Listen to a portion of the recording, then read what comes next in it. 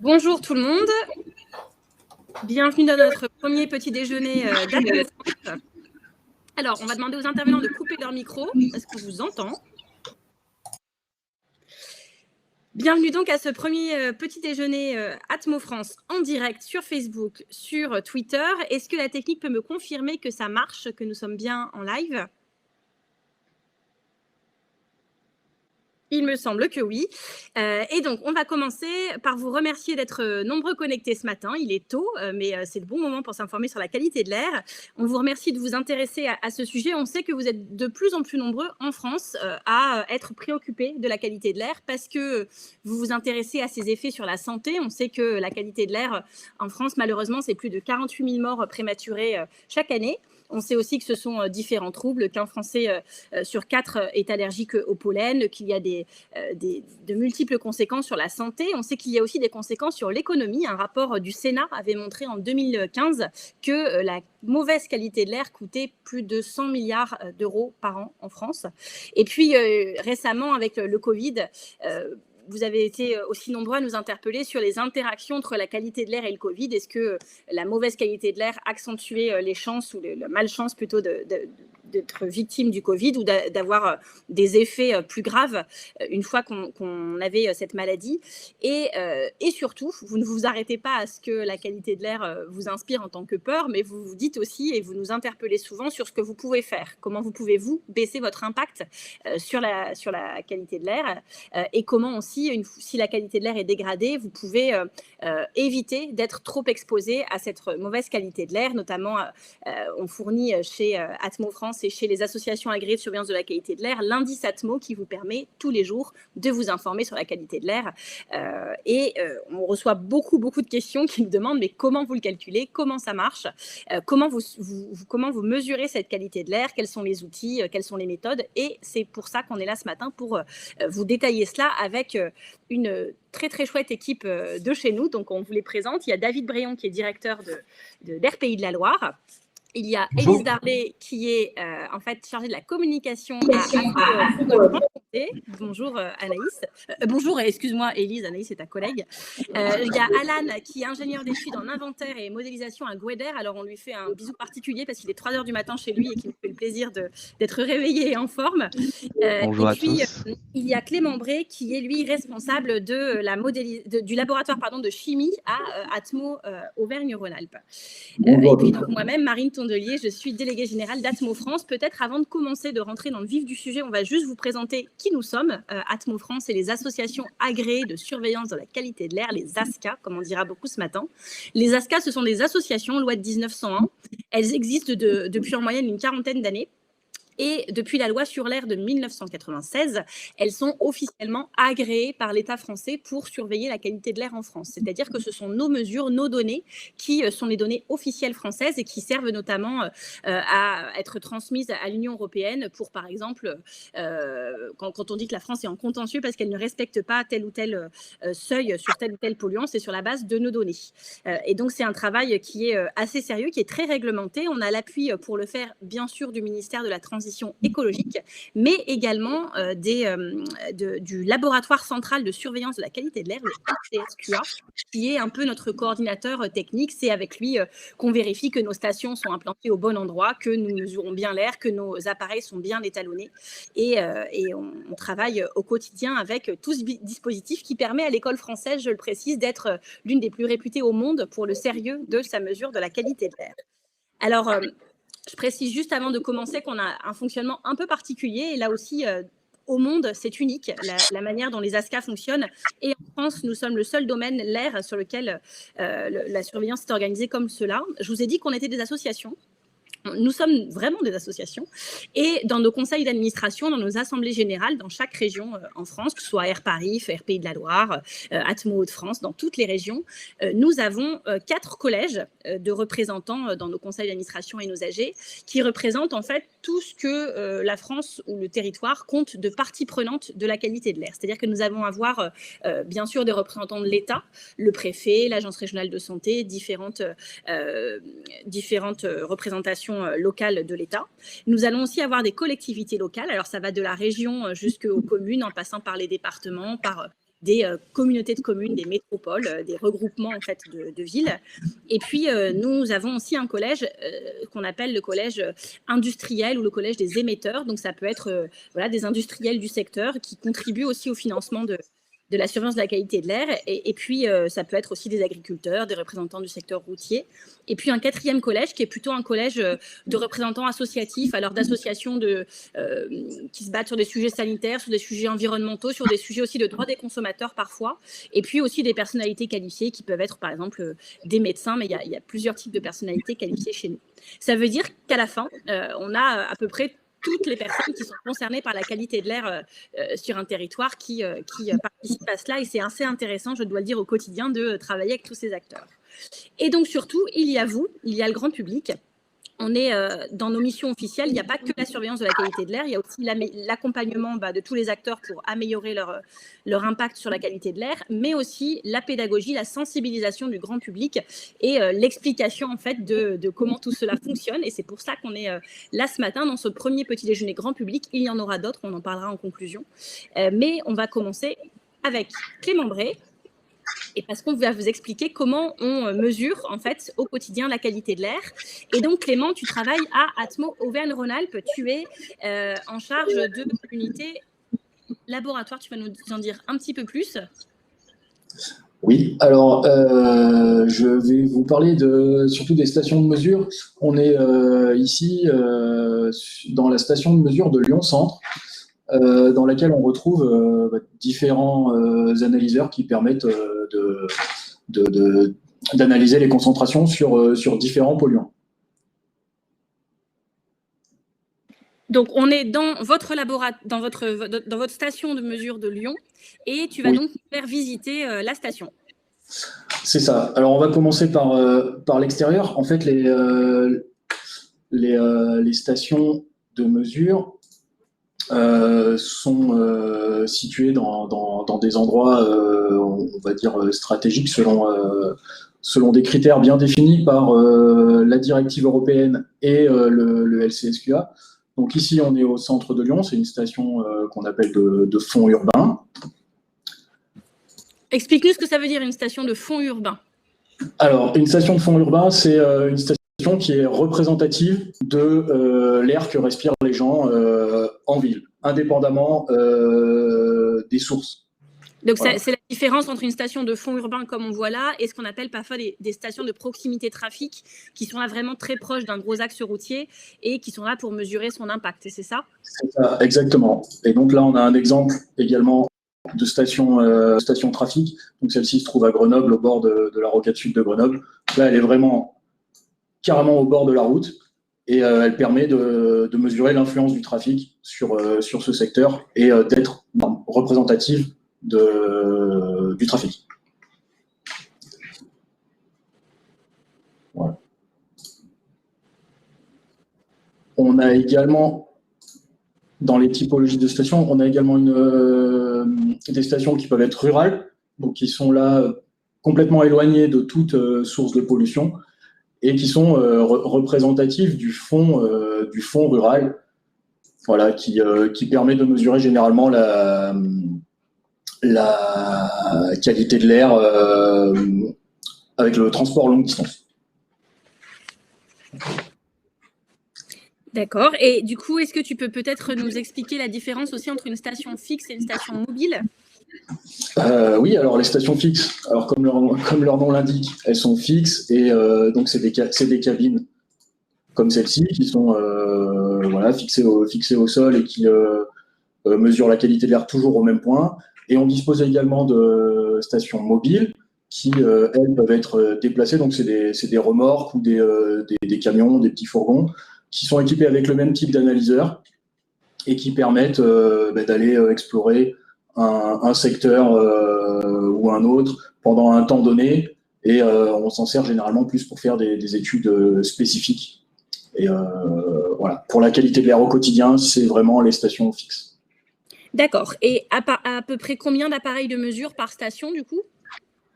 Alors, si on prend notre station de Lyon-Centre, si on retourne à l'intérieur, celle-ci, c'est une station qui est très fournie. On a de on a de nombreux analyseurs dans cette station. On a ici sur la gauche des analyseurs de particules fines. Au fond, des analyseurs de gaz.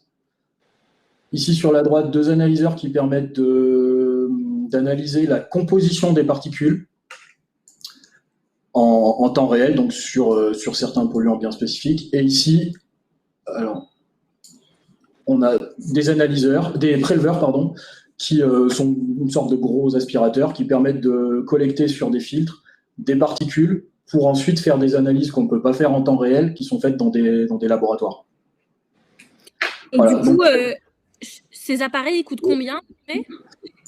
Alors, un analyseur de gaz, donc au fond, je vais me rapprocher pour qu'on les voit mieux. Ça coûte autour de 15 000 euros. Un analyseur de particules, c'est autour des 20 000. Et les préleveurs, c'est environ 25 ou 30 000, suivant les modèles. D'accord. Et alors, comment on mesure chaque polluant? Ce sont des appareils différents, chaque polluant, de ce que j'ai compris. Oui, chaque polluant nécessite un appareil différent. Donc, ici, on voit qu'on a 3 analyseurs de gaz. Donc, il y en a un qui va mesurer l'ozone, un qui va mesurer les oxydes d'azote et un qui va mesurer le dioxyde de soufre. Voilà. Et pour les particules, ce sont ces analyseurs-là qui sont des balances, en fait. On collecte en permanence des particules sur un filtre et ce filtre est pesé en permanence et on ramène ça à une concentration de polluants. Et alors, ces machines, j'imagine qu'elles ont des pannes, que des fois, il faut vérifier qu'elles mesurent toujours correctement, parce que ça a l'air d'être assez précis comme mesure. Du coup, côté maintenance, comment vous vous organisez? C'est effectivement assez précis et malheureusement, ça ne marche pas toujours comme on voudrait.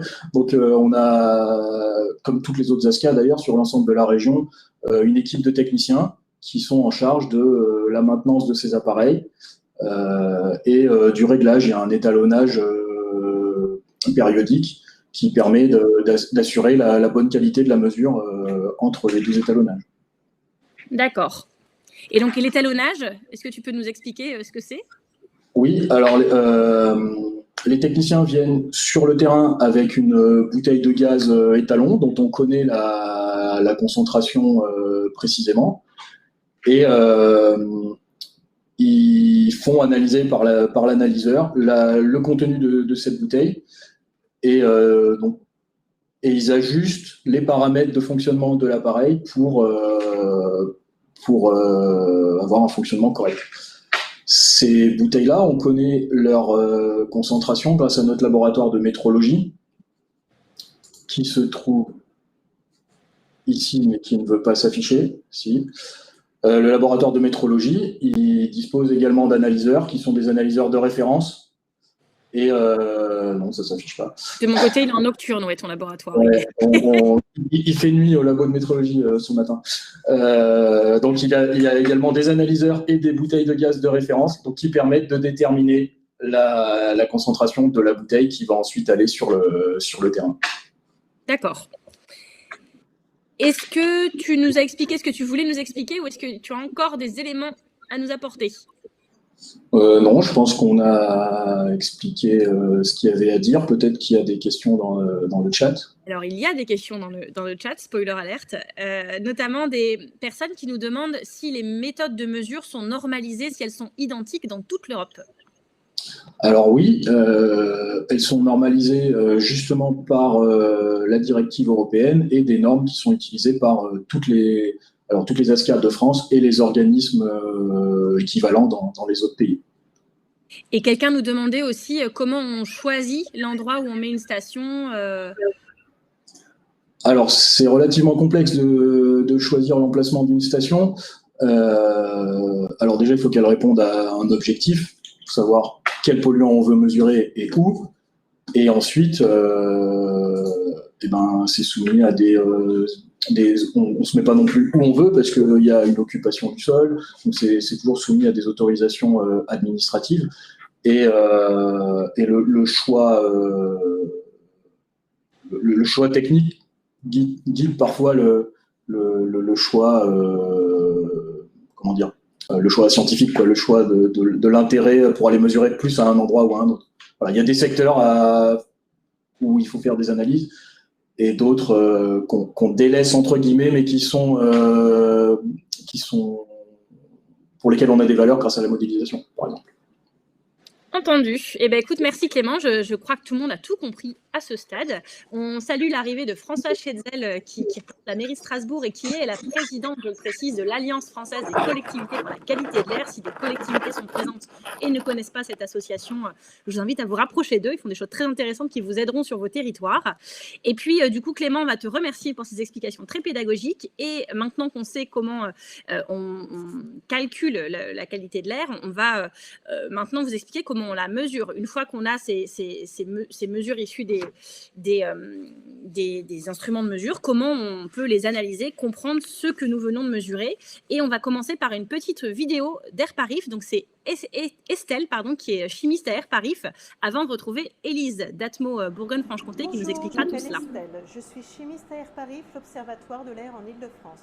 Je suis spécialisée dans l'analyse d'échantillons d'air extérieur mais aussi intérieur prélevés par des capteurs passifs ou actifs. Analyser, exploiter, interpréter, discuter, synthétiser et valider les résultats font partie de mon quotidien. Plus de 8000 échantillons pour des mesures de dioxyde d'azote, benzène, aldéhyde, ammoniac, carbone élémentaire et organique transitent par notre laboratoire. Notre objectif permanent est de garantir des résultats de qualité, mais aussi de développer d'autres méthodes pour répondre aux besoins à venir. Chacun peut agir pour améliorer la qualité de l'air.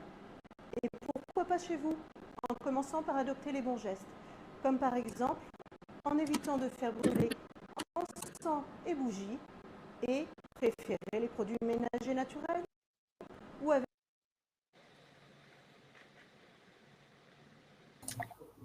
Alors, merci pour cette petite vidéo. Je ne sais pas si elle est passée chez tout le monde parce que c'est toujours un peu compliqué l'histoire de réseau. Mais du coup, on accueille Élise d'Atmo Bourgogne-Franche-Comté. Est-ce que Élise, tu peux nous expliquer déjà ce que tu fais à Atmo Bourgogne-Franche-Comté? Quel est ton poste? Alors moi, j'ai un poste de chargée de communication pour le compte d'Atmo Bourgogne-Franche-Comté, directement en lien avec l'émission des ASCA. On fait de la surveillance, mais on fait aussi de l'information. Le discours scientifique n'est pas toujours facile à comprendre pour le grand public, pour les élus, pour les gens qui ne sont pas du métier. Et c'est là qu'on intervient, on essaie de rendre les choses le plus compréhensible possible.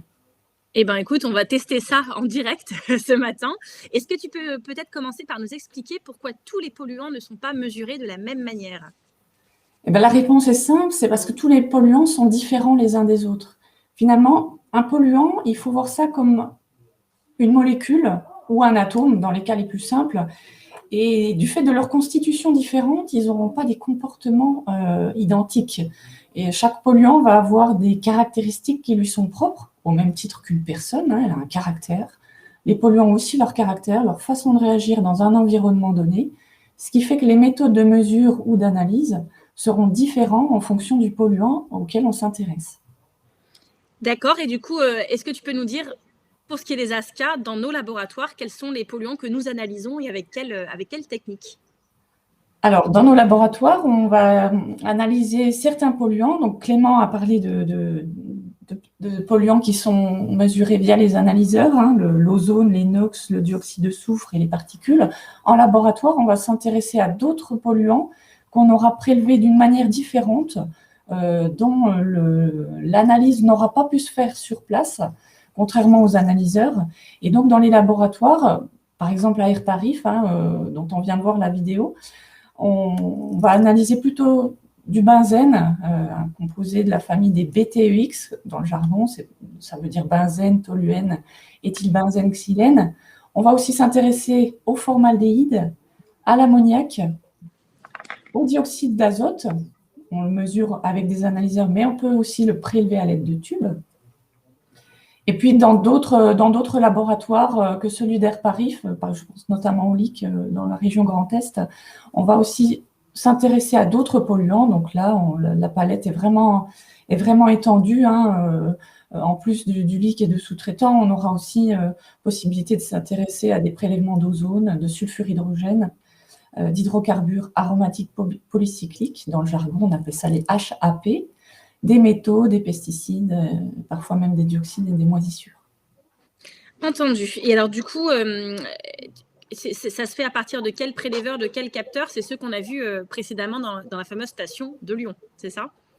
Alors, ce qu'on a vu dans la station de Lyon, c'était essentiellement ces grosses boîtes que Clément a montrées, c'était essentiellement des analyseurs, voilà, des choses qui prélèvent et analysent les mesures en direct 24 heures sur 24. C'est une méthode qui est active, hein. On a une pompe qui est reliée à ces appareils et qui délivre un résultat dans le quart d'heure ou alors au bout de 2 heures selon l'appareil.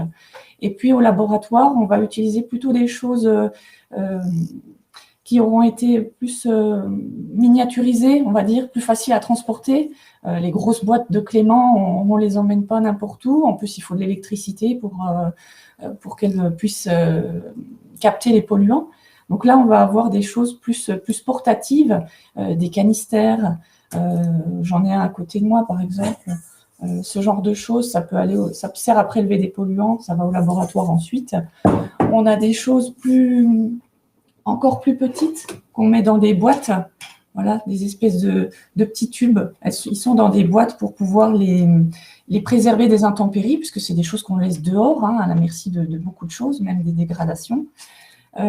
Et puis, donc ça, c'est vraiment des choses toutes petites qu'on envoie au laboratoire. Ça s'appelle des tubes. Et puis, en dernier lieu, on peut aussi envoyer ce qu'on appelle des filtres. Donc ça, c'est un exemple de filtre qui a été exposé.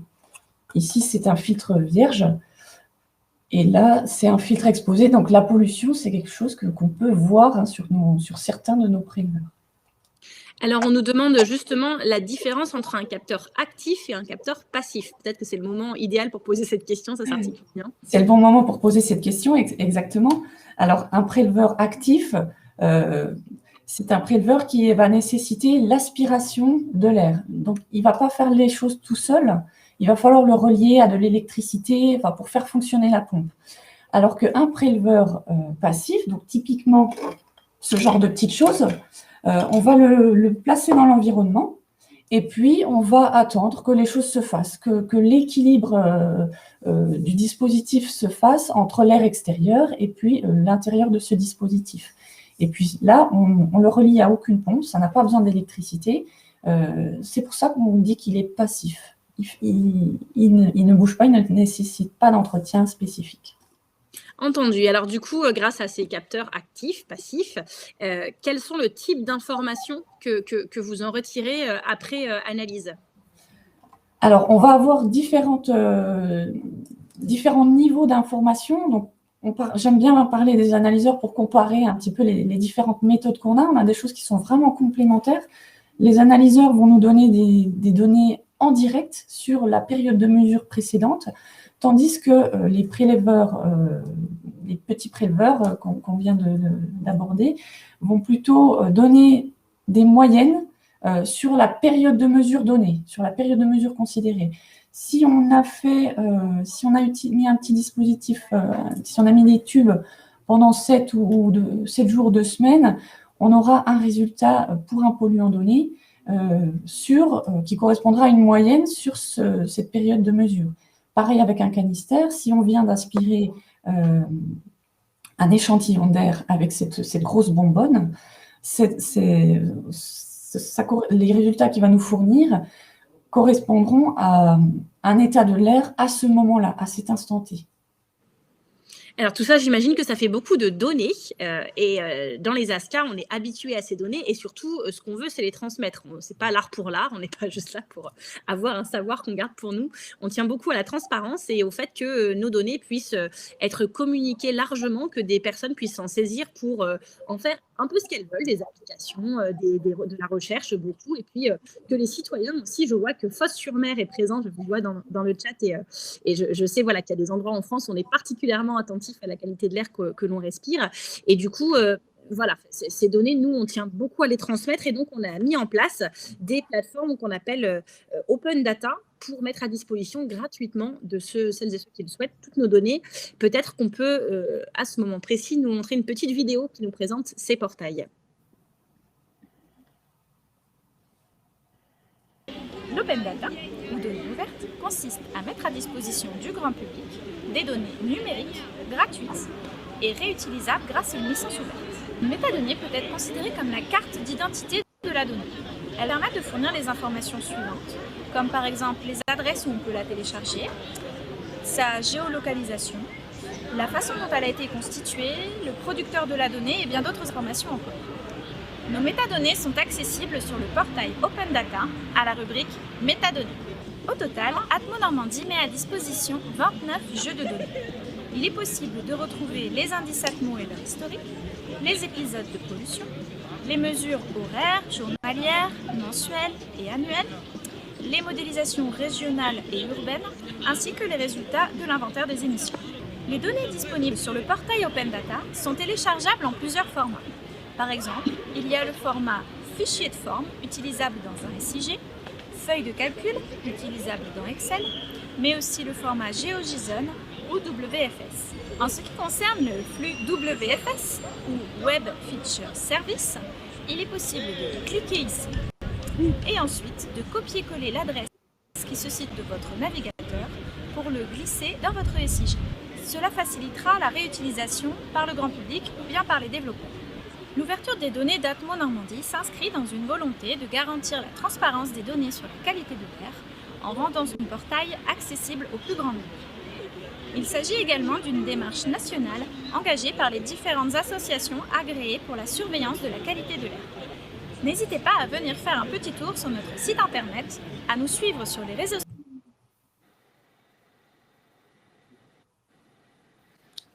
Alors, je pense que c'est la fin de la vidéo, ça s'est arrêté un peu abruptement. Mais du coup, Élise, peut-être que tu peux nous expliquer, on a vu Clément tout à l'heure dans sa station de mesure, et il nous a expliqué qu'il y avait des mesures un peu automatiques, des données automatiques qui remontaient. Est-ce que tu peux nous expliquer, entre cette station qu'on a vue à Lyon et le portail Open Data de l'association concernée, comment ces données transitent ?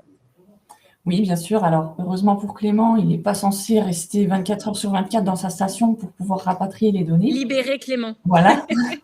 Donc, l'envoi des données des stations vers nos postes centraux se fait de manière automatisée. Chaque station, chaque analyseur de polluants est relié à une grosse station d'acquisition qui va centraliser toutes les données des polluants récupérés dans la station. Et ces données, grâce à Internet, elles sont transférées directement sur nos postes centraux.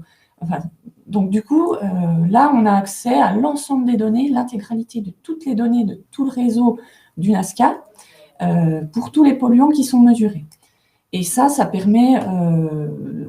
nous permet de voir aussi, d'être réactif, de voir en direct s'il y a des soucis sur les analyses et de réagir en conséquence.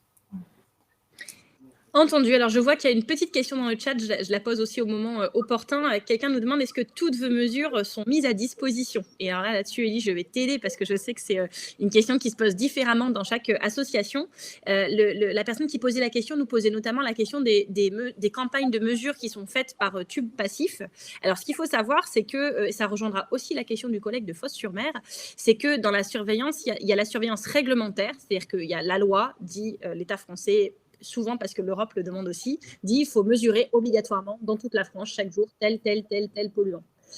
Et donc ces polluants-là, nous le faisons tous pareil, selon des guides qui sont très normalisés et contrôlés par le laboratoire central de surveillance de la qualité de l'air dont je vous parlais tout à l'heure. Et donc nous nous sommes mis d'accord entre associations pour mettre à disposition 11 flux de données qui sont c'est des flux de données sur des polluants réglementés et sur des, on vous montrait tout à l'heure, les épisodes de pollution, les inventaires, etc. Et donc, ça, ces 11 jeux de données, on s'est mis d'accord. Je peux vous dire que ça nous a pris beaucoup de temps et qu'on n'a eu aucun financement spécifique pour le faire. On s'est débrouillé en interne, y compris quand on voit des ASCA comme Awa Mayotte qui sont 2 salariés. Je peux vous dire que ça a été une épopée pour certaines ASCA de faire ça, mais on y tenait. Et on l'a fait parce qu'on était ensemble en réseau fédéré donc par Atmo France. Et du coup, ces flux de données que nous mettons à disposition, c'est parce que nous pouvons les fournir partout de la même manière. Et donc, ils sont, on appelle ça interopérables. C'est-à-dire que quelqu'un qui veut par exemple faire une carte de France en mettant les données de chaque région côte à côte, ça aura du sens parce qu'on les présente exactement pareil. Mais il est vrai, Élise, qu'on ne peut pas forcément le faire pour toutes les données parce que toutes les campagnes ne sont pas financées de la même manière et que c'est automatisé. Et bien sûr, une campagne qu'on va faire très temporairement dans un coin de la région, la transmission automatisée des données n'est pas aussi simple que cela. Tout à fait. Alors du coup, voilà, ça c'est une politique après qui dépend de chaque région et j'alerte ici, ce n'est pas parce que votre région ne fait pas quelque chose que la région d'à côté ne fait pas, que c'est parce qu'ils sont soit contre la transparence, soit qu'ils n'ont pas envie de le faire. C'est aussi une question de moyens. Je vous parlais tout à l'heure de notre système associatif et des différentes personnes qui sont dans nos assemblées générales et qui contribuent du coup au fonctionnement quotidien de nos associations. On n'a pas le même nombre de salariés, on n'a pas la même taille de structure par région, ça dépend un peu des acteurs locaux, du modèle économique et vous voyez par exemple on dit que les industriels parfois contribuent par la taxe générale sur les activités polluantes air au financement des associations. Il ne vous échappera pas qu'en France, il y a des endroits où il y a un peu moins d'industrie que dans d'autres et donc cette ressource financière, la taxe générale sur les activités polluantes air, elle est moins présente dans certaines régions que sur d'autres et donc en Bretagne par exemple, nos collègues à Herbrez ne sont que, je crois qu'ils sont une quinzaine, un peu moins d'une quinzaine de salariés, là où en Auvergne-Rhône-Alpes, on a une association où ils sont 70-80 salariés. Donc forcément, on ne peut pas fournir le même nombre d'informations, le même nombre de campagnes dans chaque région, mais rassurez-vous, la fédération et toute l'équipe des ASCA se bat au quotidien pour pouvoir faire le maximum, grâce à tous ces partenaires. Élise, sur les données, est-ce que tu voulais peut-être préciser aussi, donc on a vu qu'il y avait des portails, qu'on met un maximum de données dessus et que selon les moyens du bord, on pourrait aussi dans l'avenir, enfin, on cherche à en mettre de plus en plus et à mesurer d'autres polluants, mais ces données, du coup, qui peut les utiliser et pour faire quoi? Alors, toutes les données qui sont disponibles sont éventuellement réutilisables. Parmi les principaux utilisateurs de nos données, on va identifier les collectivités, les entreprises du numérique, les startups. On voit beaucoup d'applications smartphones qui parlent de la qualité de l'air. Donc, concrètement, c'est des données qui sont récupérées comme ça. Des bureaux d'études, plus ou moins en lien avec les collectivités aussi, qui sont en charge de planifier un petit peu la qualité de l'air sur leur territoire. Et c'est là que ces données interviennent. Les journalistes également, parce qu'on s'intéresse de plus en plus à la qualité de l'air, c'est vraiment l'affaire de tous. Moi, je connais personne qui ne respire pas, donc potentiellement, ça intéresse tout le monde. Et puis, le grand public également, qui peut se montrer friand de ce genre de données et qui veut voir par lui-même un petit peu les résultats de la surveillance de l'air. Alors, je précise tout de suite parce qu'on reçoit beaucoup de mails chez Atmo France tous les jours qui nous disent « j'habite dans tel village, je veux mes données, où je les trouve ». Et donc, on précise que l'obligation réglementaire en France repose sur le producteur de données. C'est-à-dire que ce n'est pas la peine de demander à Atmo France des données pour votre ville, il faut aller dans votre association, dans votre région, et c'est eux qui produisent et donc qui, par la loi, sont amenés à vous fournir ces données. Je le précise, ça évitera du retard dans les réponses, allez directement à votre région. Ce que je voulais vous dire à ce stade, c'est que là, normalement, on vous a présenté la partie simple, c'est-à-dire on mesure, on a des données que l'on met à disposition. Mais ce qui devient un petit peu plus compliqué, c'est ce qu'on va vous expliquer maintenant, c'est qu'on prévoit également la qualité de l'air. Donc, on va remercier Élise pour son travail pédagogique sur l'analyse de la qualité de l'air et on va maintenant inviter Alan Ducalco, qui est donc assez loin. Il est chez lui maintenant, 4 heures du matin. Tu es réveillé, Alan? Tout va bien? Tout va bien, oui. Et donc, tu travailles à Guader et tu vas nous expliquer comment on prévoit la qualité de l'air. Oui, alors je sais qu'il y a une vidéo qui est censée introduire mon intervention. Eh bien, commençons par la vidéo.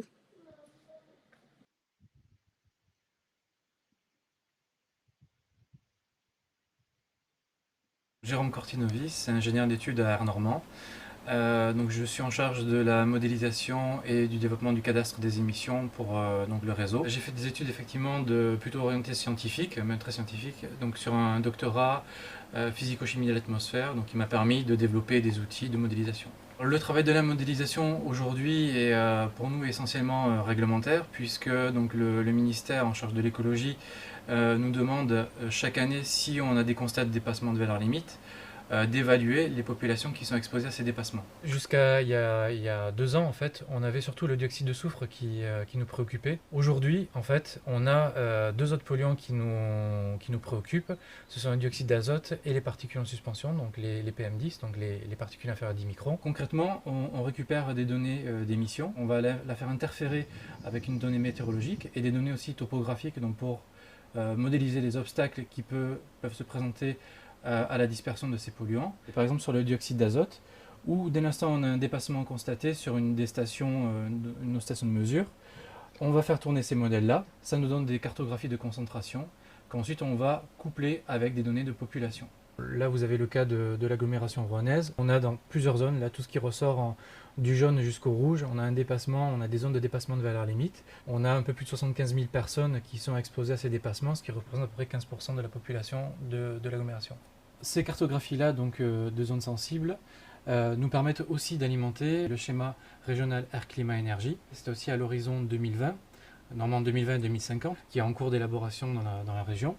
À savoir que là aussi, cette fois-ci au niveau régional, les actions qui vont être mises en œuvre pour réduire les consommations d'énergie et les émissions de gaz à effet de serre devront être cohérentes en fait pour que la qualité de l'air dans ces zones-là ne soit pas dégradée. Aujourd'hui en fait on va être amené à travailler sur du prospectif. Il existe ce qu'on appelle des plans de protection de l'atmosphère qui sont arrivés à échéance, donc là on est en train de les réviser. On nous a demandé de travailler à l'horizon 2015.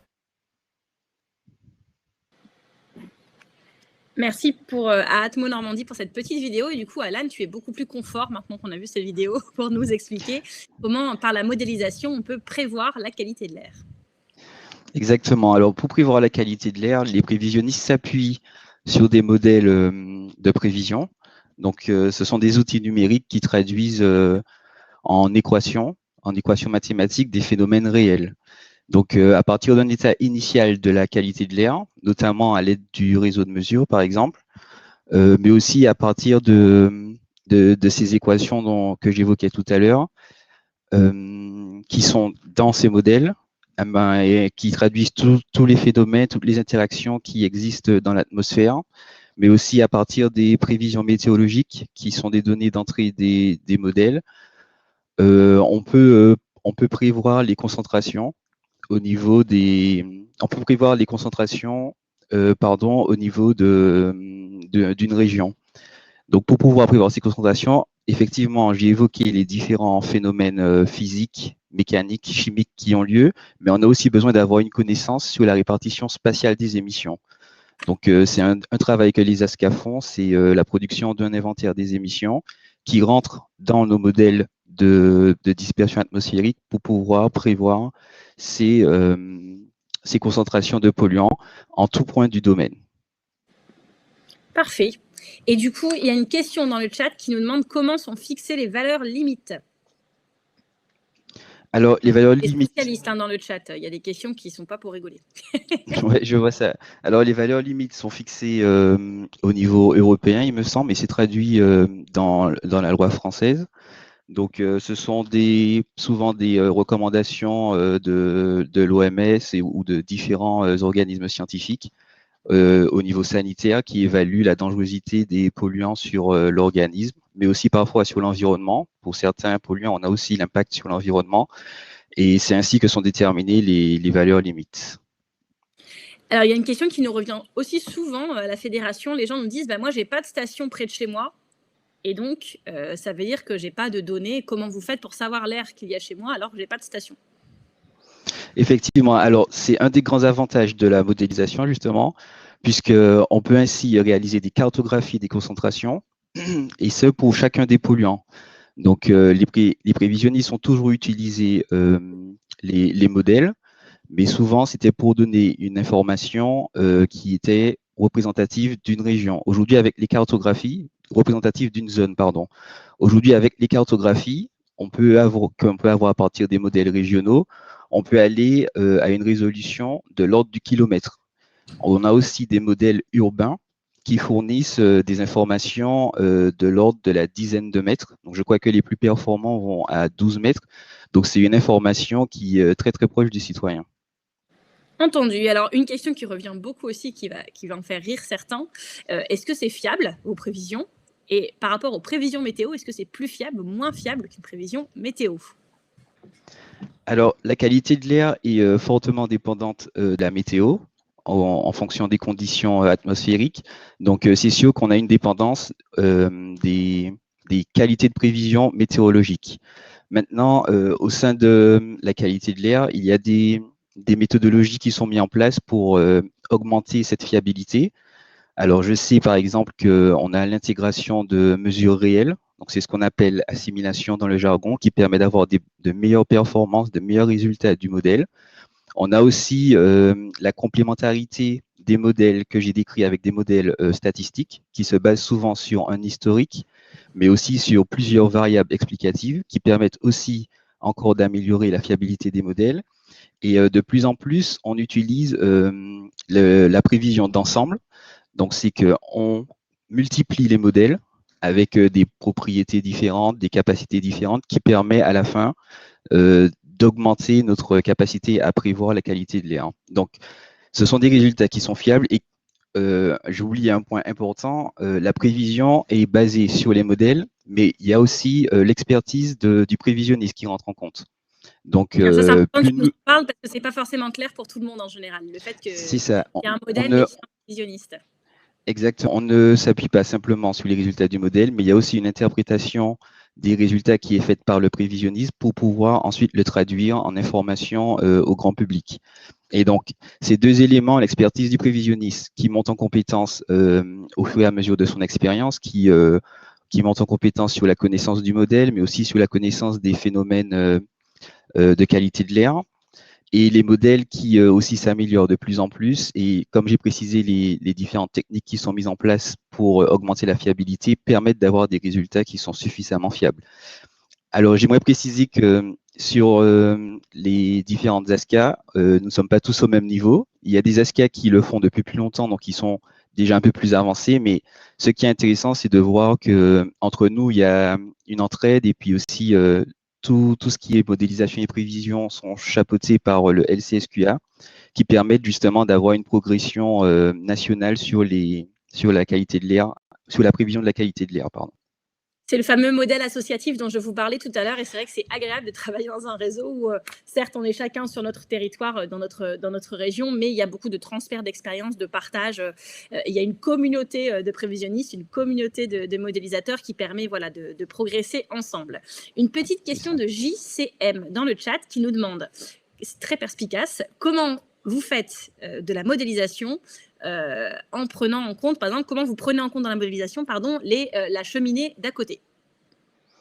Alors, la prise en compte des cheminées, alors je pense qu'il veut évoquer soit les émissions du résidentiel, par exemple pour le chauffage, ou alors les émissions des industries pour tout ce qui est combustion dans l'industrie. Cela est pris en compte dans le cadre des inventaires. Donc, les ASCA réalisent des inventaires, comme je le précisais tout à l'heure, des émissions, où on prend en compte une grande variété de sources d'émissions.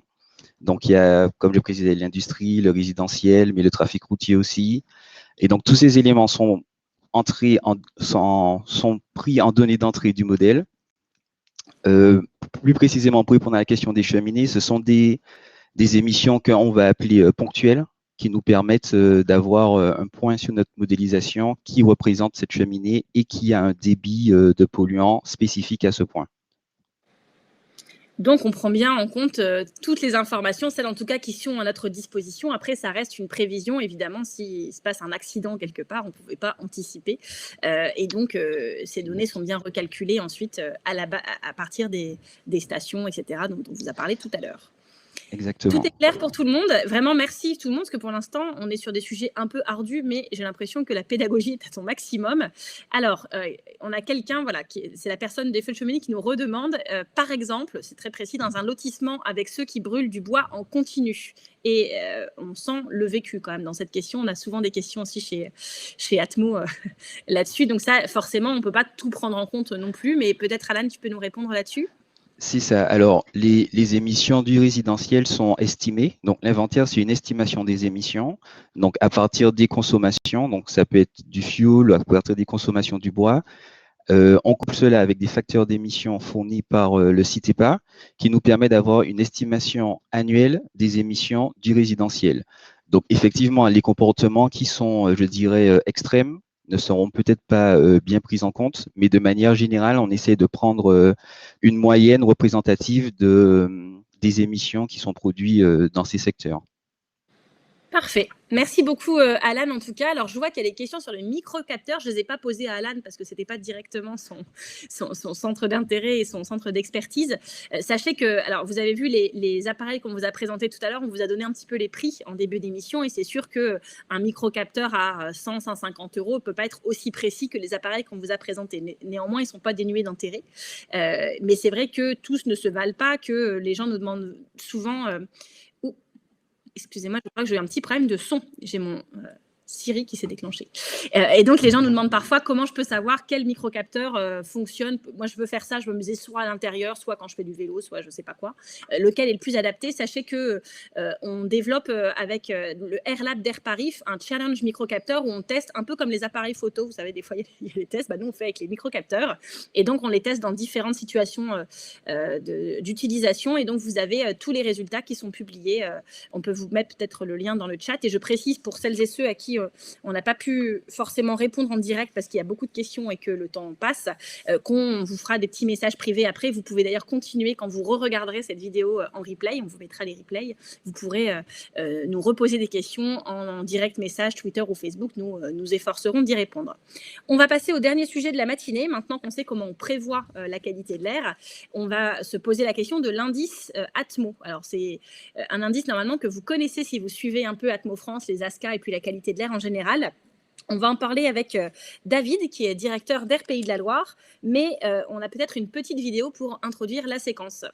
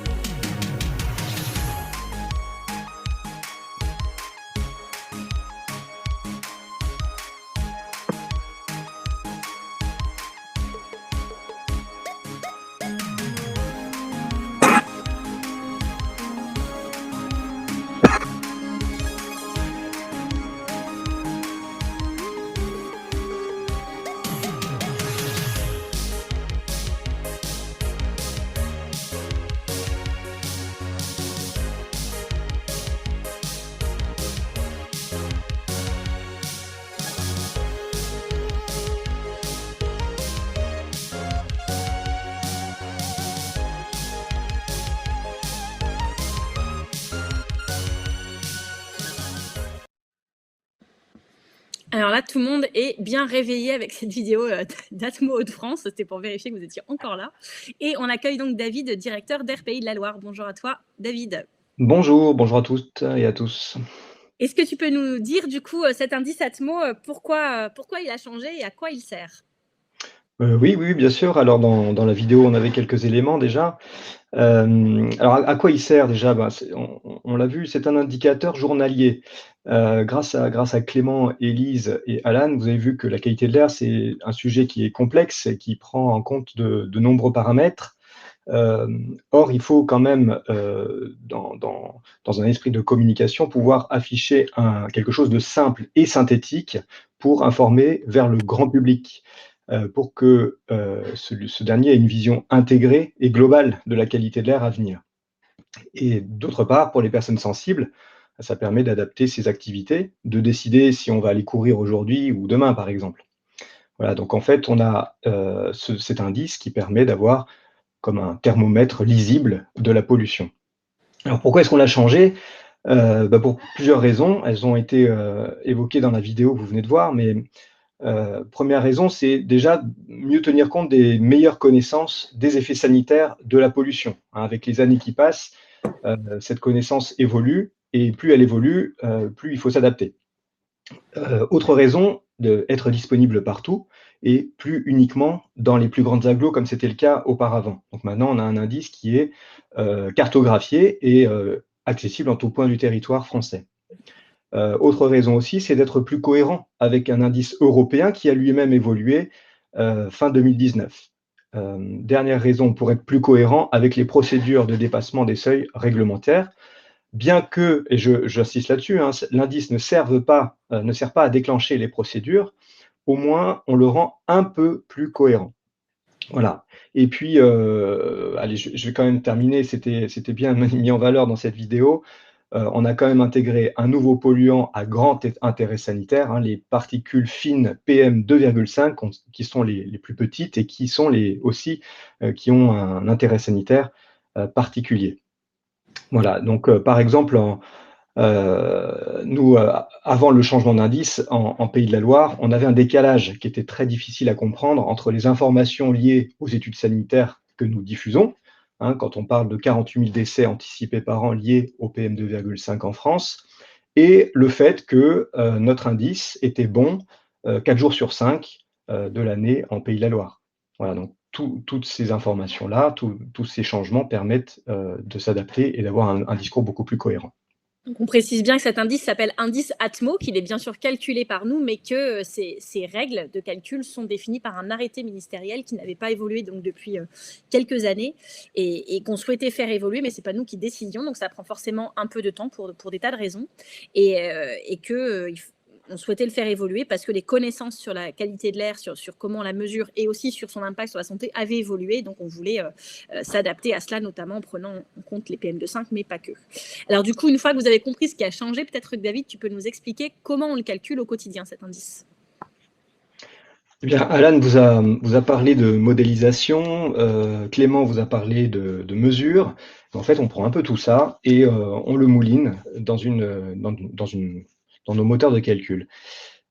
Ça commence par le calcul des concentrations des 5 polluants qui sont pris en compte dans l'indice. Donc, vous avez le dioxyde de soufre, les particules fines PM10 et PM2,5, dioxyde de soufre et l'ozone.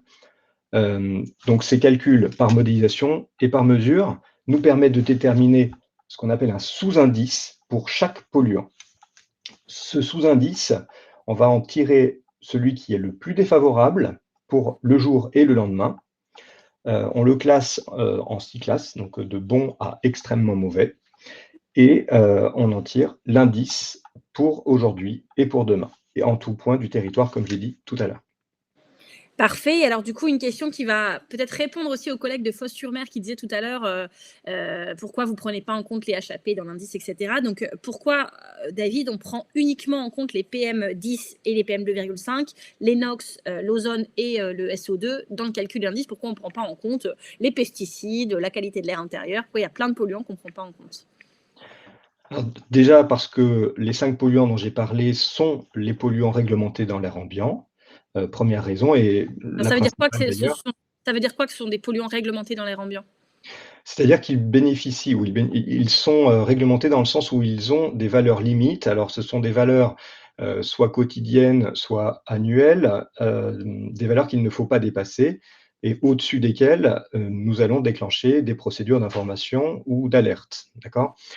Concernant les composés organiques volatiles, les particules ultra fines, les pesticides, ces polluants, bien qu'ils soient évidemment d'intérêt et d'intérêt sanitaire, ne bénéficient pas de réglementation pour le moment, puisque il faut d'abord faire avancer la recherche, il faut faire avancer les données sanitaires à ce sujet pour pouvoir établir une réglementation et ensuite que l'on puisse les prendre en compte. Il y a une autre raison aussi, c'est que les 5 polluants sont les polluants qui sont suivis dans toute la France, à la fois par la mesure et la modélisation. À ce jour, si je reprends l'exemple des pesticides, nous avançons au niveau national avec les associations de surveillance de la qualité de l'air dans la connaissance, pas à pas. On essaye de multiplier le nombre de mesures, de la connaissance, mais ce ne sont pas des polluants qui sont suivis au jour le jour. pour des raisons financières évidemment et pour des raisons de connaissance.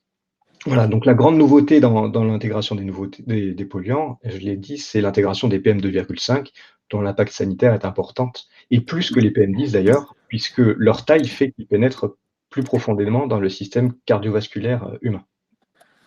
Et alors du coup, je précise bien que ça veut bien dire que c'est pas parce qu'un polluant n'est pas pris en compte dans l'indice ATMO qu'on ne le mesure pas. On mesure beaucoup de choses en plus de ces 5 polluants, mais pour qu'on puisse mettre un polluant dans l'indice ATMO, il faut qu'on ait quelqu'un qui nous dise à un moment que, vous voyez, quand on vous dit que c'est bon jusqu'à extrêmement mauvais, on ne peut pas nous inventer, c'est pas notre expertise, la santé, on est là pour surveiller la qualité de l'air, on n'est pas des épidémiologistes ou des experts de l'impact de l'air sur la santé, et donc on ne peut pas décider nous tout seuls qu'à partir de tel niveau, de tel polluant, ça devient extrêmement mauvais ou très mauvais. Ça, c'est forcément une communauté scientifique, pas juste nationale mais internationale qui l'arrête. Et donc voilà, il y a des polluants qu'on mesure aujourd'hui qui peut-être un jour seront dans l'indice ATMO. On pose beaucoup la question sur les particules ultra fines. Et tout ça, c'est la science qui progresse, qui permettra peut-être demain de le faire. Alors, on avait une autre question aussi de JCM, qui décidément est très active dans le chat, et qui nous demande pourquoi on prend en compte une somme plutôt, pourquoi on prend pas en compte une somme plutôt qu'un max, et il dit notamment ça permettrait de prendre en compte l'effet cocktail. Oui, alors l'effet cocktail ne s'exprime pas non plus par une somme. Alors, ce sont des réflexions qui ont été menées pendant de nombreuses années. On ne peut pas sommer des polluants entre eux. Hein. La pollution de l'air ne fonctionne pas comme ça. Donc aujourd'hui, le choix qui a été arrêté, c'était de prendre l'indice. Un choix, hein, il faut bien l'entendre. C'est de prendre le sous-indice le plus défavorable qui caractérise l'indice maximum. Donc, on a fait beaucoup de simulations avec l'ensemble des associations de surveillance de la qualité de l'air en France, de façon à également avoir un indice qui soit le meilleur compromis entre la pertinence de l'information et l'aspect communicant, simple et pédagogique, pour avoir une information lisible par toutes et par tous. Voilà, vous l'avez également vu, l'indice maintenant est diffusé quotidiennement dans les bulletins, juste après le bulletin météo sur France 3. C'est un grand pas en avant, mais ça nécessite aussi de la part de notre réseau un effort de pédagogie supplémentaire pour que, en 10 secondes, l'information essentielle soit passée. Et alors, dernière question, David, tu l'as indiqué un peu tout à l'heure, en Pays de la Loire, par exemple, c'est-à-dire qu'il y a plus de jours rouges chaque mois par rapport à avant. Est-ce que ça veut dire que l'air est pire qu'avant? Alors, l'air n'a pas changé du jour au lendemain. Hein, l'indice, lui, a changé en janvier 2021, donc il y a à peu près 2 mois. Mais ça ne veut pas dire que l'air s'est subitement dégradé. Il a évolué au fur et à mesure des années en fonction des actions que le gouvernement ou que les collectivités territoriales ou que les citoyens peuvent être amenés à prendre. Mais l'air n'a pas changé radicalement. Ce qui se passe, c'est qu'on informe plus souvent d'une qualité de l'air moyenne, dégradée ou mauvaise avec ce nouvel indice pour 2 raisons principales. La première, c'est le changement des échelles. Quand on avait une échelle qui disait l'indice est bon entre 0 et 10, alors que maintenant on va dire l'indice est moyen entre 0 et 10, nécessairement et mécaniquement, ça change le discours qu'on va avoir. Donc ça, c'est le premier effet. Et le deuxième effet, c'est qu'on a intégré un nouveau polluant, les PM2,5. Le tout étant de mieux prendre en compte les enjeux actuels sanitaires notamment. Voilà, donc si je reviens sur mon exemple en Pays de la Loire, les simulations prévoient que l'indice sera, maintenant qu'on a changé d'indice, majoritairement moyen, dégradé et mauvais, alors que avant le janvier 2021, il était majoritairement bon et moyen. Voilà, donc on a un changement de vocabulaire, un changement de thermomètre, donc un changement de vocabulaire, et non pas un changement de ce que l'on mesure. Voilà. En guise d'anecdote, ce qui était assez étonnant et rigolo au jour du changement d'indice, c'est que voilà, le 7 et le 8 janvier, alors qu'on venait de changer d'indice, nos cartes étaient presque intégralement rouges du fait de l'intégration des PM2,5. Donc on s'est tout de suite mis dans le bain de ce changement avec un cas d'école assez flagrant.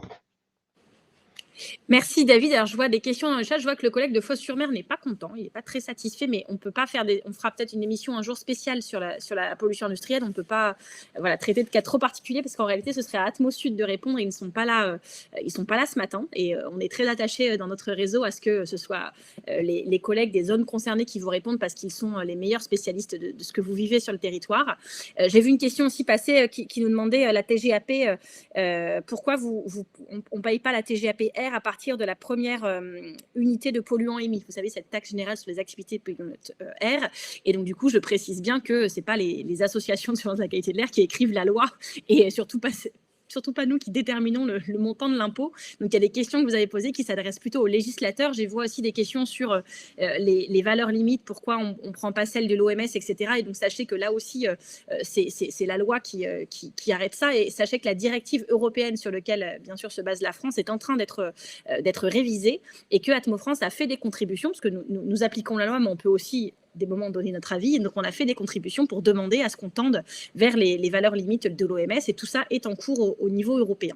Alors, c'est une très bonne conclusion pour cette émission, cette question, parce que justement, notre prochain petit déjeuner se fera avec François Wackenhut, qui est le chef de l'unité qualité de l'air de la Commission européenne. Et c'est justement avec lui qu'on se verra le 18 mai. Et ça permettra du coup de lui poser aussi toutes vos questions. Avant de vous quitter, je voulais bien sûr remercier Élise, David, Alan et Clément pour leur présence ce matin. Je vois que dans le chat, on nous dit qu'on a fait beaucoup d'efforts de pédagogie, donc cet exercice est réussi. Donc, je remercie vraiment mes collègues de s'être levés tôt en plus pour certains. On vous dit à très bientôt.